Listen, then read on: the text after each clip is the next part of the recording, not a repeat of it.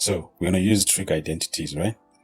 This is a quotient identity, so we'll put in 2 times a sine of b over a cos of b multiply by a cos of b multiply by a sine of b, and all divided by this. Here is a trig identity. Remember that trig identity?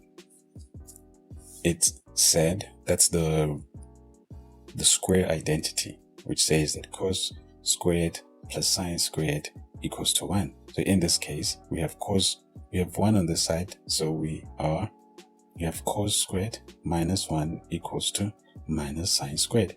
And therefore, we can replace this by a minus sine squared of b. Okay, so cos b and cos b cancel, and we have a sine of b times the sine of b.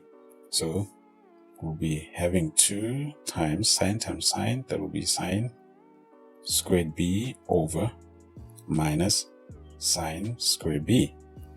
Therefore,